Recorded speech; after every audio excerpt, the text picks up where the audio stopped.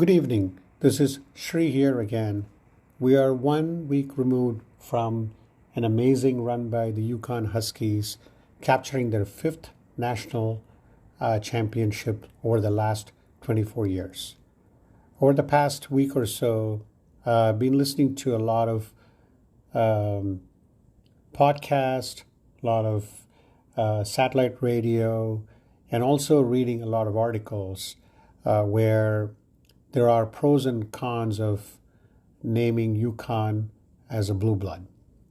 So I started to do some research on what would be a blue blood. But before we get there, just want to summarize some of the impressive numbers put up by UConn during its amazing run for this year's national championship. They did win by an average of 20 points. And only UCLA and Duke has won 5 championships in the 25-year span. UConn actually won 17 games outside of the Big East, and won these games by an average of 24 plus points. The only ever team to do that were the UCLA Bruins and the 2008 Carolina Tar Heels. So, and then also in the tournament, they pretty much led throughout the entire tournament. They were in round number 1. They were down by a couple of points against Iona, but that was probably their closest first half. But then they pulled away in their second half like they did in each and every game. So let's quickly recap. UConn has 5 along with Indiana, Duke. Only North Carolina, Kentucky, and UCLA have more than UConn. North Carolina has 6, Kentucky 8, and UCLA 11. And most of them had been won when John Wooden was the coach. The last time UCLA won a national championship, 1995. The last time Kentucky won, 2012.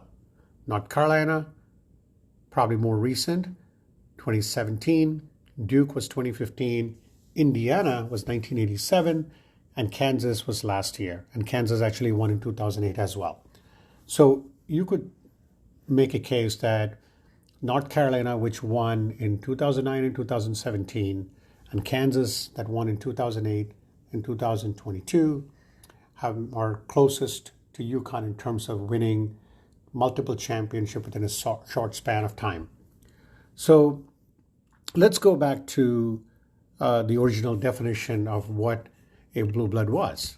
So it took me a while to pull some research out, but I did want to give credit where it's due. There was an article written on NCAA.com last year by Andy Wittry, and he kind of went through what would define in a college, what would define as a blue blood, first used in the college basketball context. I think that was used back in 1927, which was, again, written by a newspaper article about blue bloods.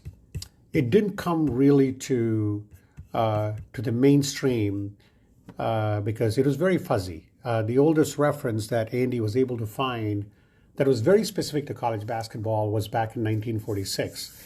A gentleman named Dick Dunkel had a men's basketball rating system, and the Charlotte News at the time described that as his basketball blue blood list. But again, this was in 1946.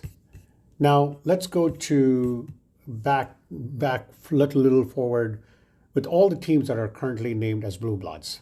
Kentucky was in 1981 when a newspaper described Kentucky as the basketball's blue blood. Similarly with Duke and Indiana. So this is very subjective. I don't think there was any rating system that was developed defining that a team needs to was part of the blue blood group, right? It is very subjective, and that every media market and fan bases have defined it and they view it differently.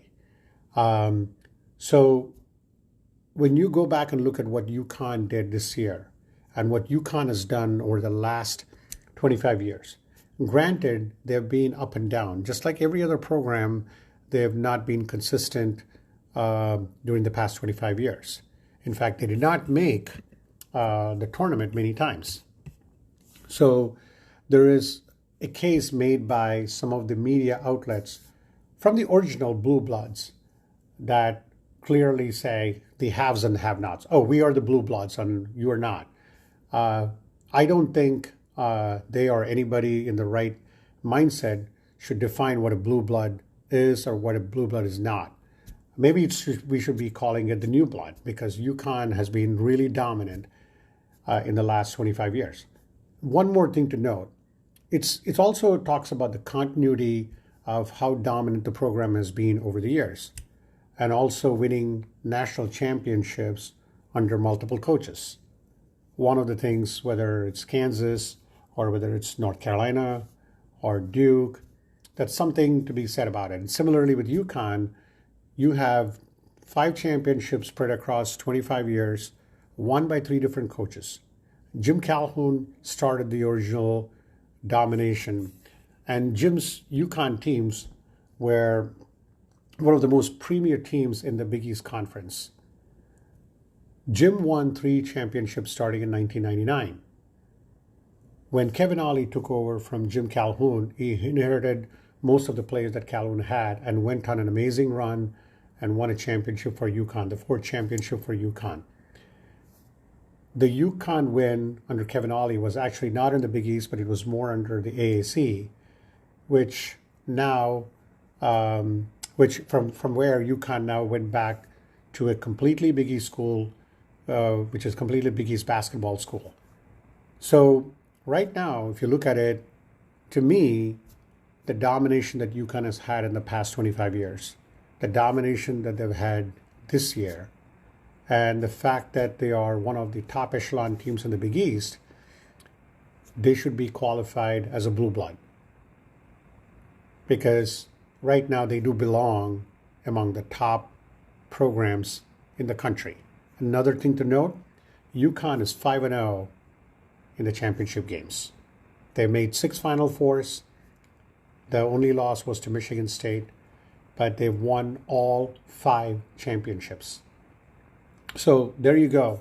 To me, this conversation should not be subjective anymore. Take a look at what teams have done over the past few years and how they've actually dominated and not only won championships in style. That's what should be the definition of what should qualify as a blue blood. Maybe UConn is the new blood. Maybe that's how you take the conversation to. But either way, all joking aside, I do think that UConn definitely belongs there, and they're going to be loaded coming back. And Dan Hurley's young; he's only 50 years old. Incoming freshman class, great incoming freshman class, top 5 in the country, and I definitely think they're not done with 5. In fact, they could be aiming for more. Maybe not the next year, who knows? But I definitely think they have put the pieces, and the program is back on track from where it was 3 to 4 years ago, or even 5-6 years ago, before Dan Hurley walked into the door from Rhode Island, and has completely changed the mindset, completely changed the narrative on UConn. So with that, I would like to end this podcast. I really think that UConn has demonstrated to be the top teams in the country, and looking forward to more UConn magic over the next few years. Thank you again for listening. Much appreciated.